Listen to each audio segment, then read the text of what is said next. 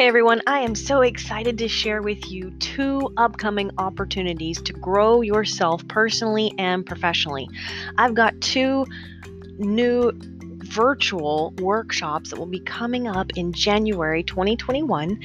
You can choose either one of them. One of them really has a focus for personal and professional growth for women, and the other one is going to be a focus on time management, which is, I know it's one of the things that I hear so many people say is they need help with learning how to manage time better.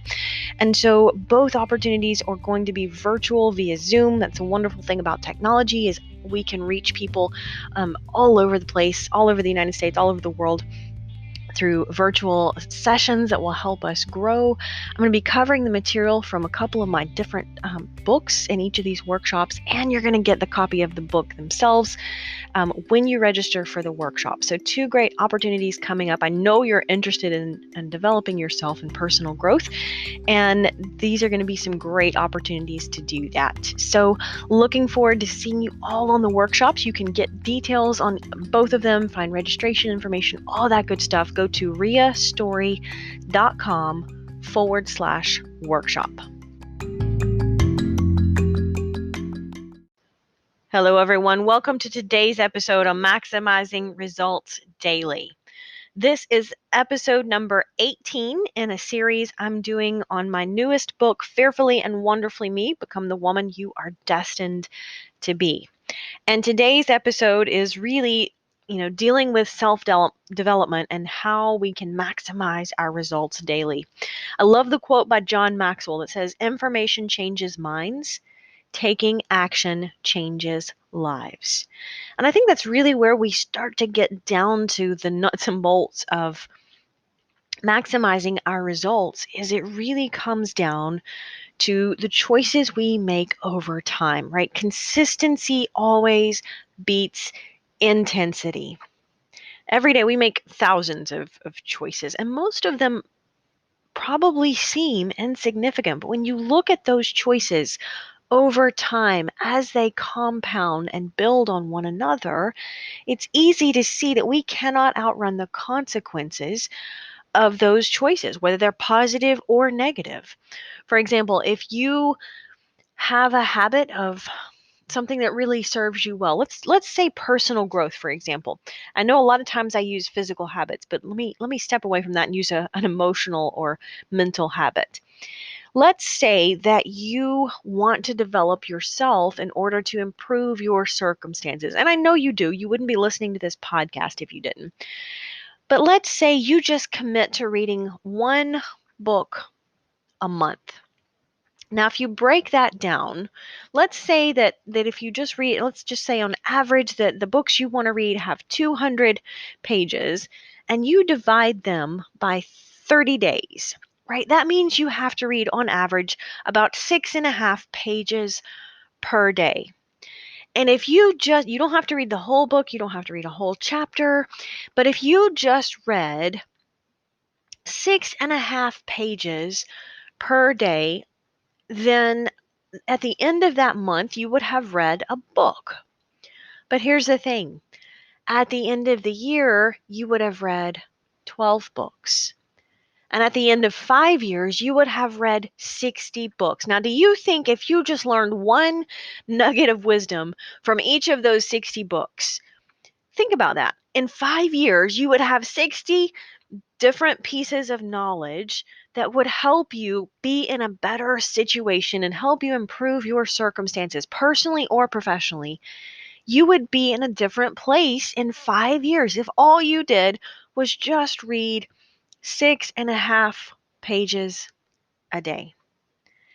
Now, maybe you don't want to read. Maybe you don't like to read. Maybe it's listening to personal growth or professional development podcasts, just like this one. Or maybe it's, you could apply this principle to anything that's going to help you move forward in life. If you want to grow your business, if you're an entrepreneur, what if you just made 6 new great LinkedIn connections every single day? Because you really can't make 6.5 LinkedIn connections, right? But if you just did that, think of the different place your LinkedIn network could be in 5 years. Do you think that could help you grow your business? Absolutely. Right now, notice I said good relationships, good connections, quality connections, not just connections, right? Anyone can just go and spam people and make connections, but really good, thorough ones. How long would it take you to just connect with 6 people out of the millions of people out there on social media, LinkedIn? How long would it take you to just build 6 good, strong connections? It would not take you any time at all. But could that be powerful in terms of up-leveling your network? Maybe it wouldn't even be to start or to increase your customer base for your business. Maybe you just want to increase your professional network so that you have more options in your career over time. Right? So you see how this principle can be leveraged in any dimension of life. And that's the power to maximize our results daily. If you want to become a highly influential writer, what would you do every day? You would write. Oh, you should be writing something every day that's going to help you increase your influence as a writer. You should be reading something every day because you can't give somebody what you don't have. So the more you read, the easier it is going to be to write. So you see how if you think about who you want to be and where you want to be in 5 years or 1 year, break that down into maximizing those results daily. Most of the time, your investment is going to compound over time. And a lot of times, what happens is we aspire to do something. And when we don't see movement towards it in 2 or 3 days, we just give up. And, I love the concept or the analogy that every choice and action and deed and word is like one tiny brick in a massive cathedral. And if you imagine the best version of yourself as that beautiful cathedral or that fantastic skyscraper, you are building that one brick at a time with every choice you make, every action that you take. And you can only do it one brick at a time, right? But that's the power of consistency. If you just build it one brick at a time, you can build an entire cathedral given enough time. So I encourage people to be so really specific here, so specific. I think this statistics I read somewhere say that you are 300% more likely to achieve your goal if you are very specific about how and when, right? It's easy to say, I want to write a book.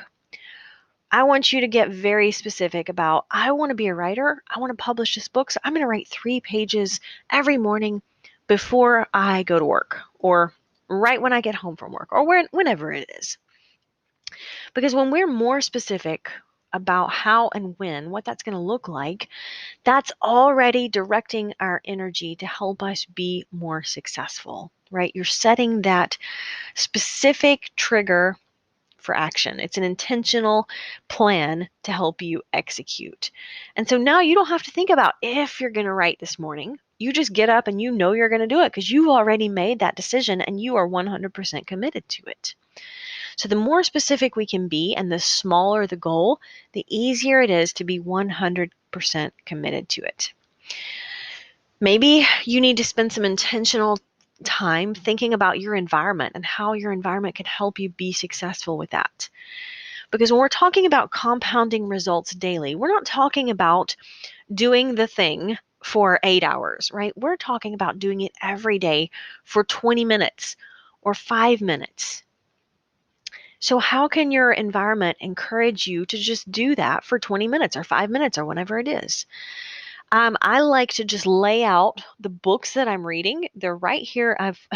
I'm one of those people that I'm never just reading one book. I think I have 6 books sitting here on my desk and a couple more on my Kindle over there. So, but what I do is I like to intentionally read.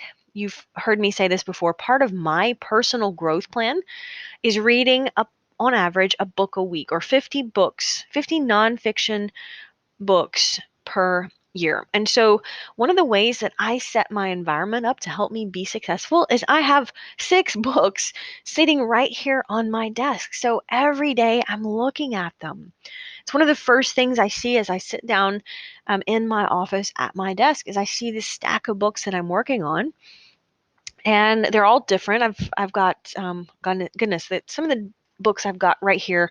I'm reading The Infinite Game by Simon Sinek, and I'm reading In Awe by John O'Leary, who has a fascinating, very inspiring story.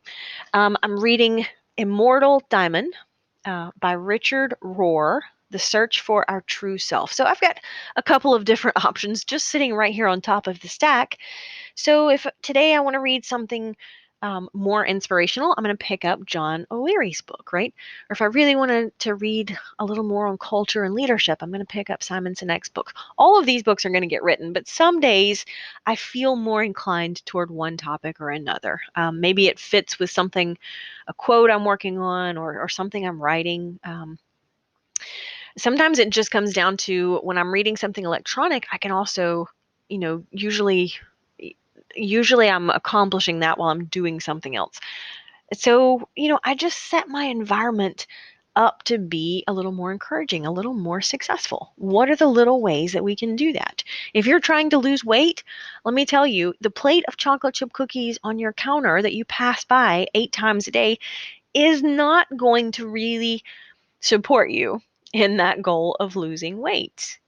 I remember when Mac and I did, it's been quite a few years ago, we did the Whole 30 challenge. And if you're not familiar with Whole 30, it's basically the concept of nutritionally resetting your body. And so for 30 days, you fast from pretty much everything except fruits and vegetables and meat. So, I mean, a complete fast from sugar, soy products, legumes, dairy, grains, added sugars, anything like that. You just complete fast for 30 days from those. And then after the 30 days, you start gradually adding certain food groups back to your diet and you see how that affects your body. So it's really not intended to be a lifestyle, it's a nutritional reset that helps you learn more about how specific foods affect you. And it's challenging, it's tough, let me tell you. I've done it a couple of times, and it does get easier. It's one of those things, it gets easier more you do it because it helps you train your mind. But one of the things I walked away from that experience is realizing how dairy affects me. So it was a great experience, but one of the things they tell you when you start the Whole 30 challenge is get ready first. And by that, they mean go in your pantry and throw out or donate to a food pantry all of the things that aren't in line with the plan. So you literally go in your pantry and your fridge and you get rid of the packaged chocolate chip cookies, and you get rid of the refined sugars and the honeys and anything that might tempt you, right? Because you're going into this challenge and it's going to be tough mentally, and you want to set your environment up for success. So get rid of the things that are not going to help you be successful as much as you can. And so they encourage you to do that. Just really go through and pack it all up. And I hate to tell you to throw away because that might seem wasteful, but really look at your environment, see the things that aren't helping you be successful. One of the things I am very intentional about is making sure I stretch every day. And so I just leave my yoga mats or my stretching mats sitting right here. They're sitting right here in my office. It's easy, it's accessible, because that helps me eliminate the barrier for saying, well, I don't want to feel like stretching. I don't have a space for it or a place for it. No, I've got a mat sitting right here. I've got some of those latex bands that help you stretch and strengthen. They're sitting right here. So they're just right here in my line of vision. I've got a space for them. It really just helps me be more intentional about that daily goal for myself. So you figure out what things will help you in this consistency journey. because that really allows you to leverage and compound over time the power of your great choices. The power of transformation is found in the tiny everyday steps that you take towards becoming the best person that you want to be. That's why it's more important to be focused on a growth journey, because you're taking a step and you're taking a step, and you will set goals, and goals are a great thing. But you're not going to quit just because you reach the goal, because you're committed to growth. You'll set and you'll achieve goals, but you're not going to be done.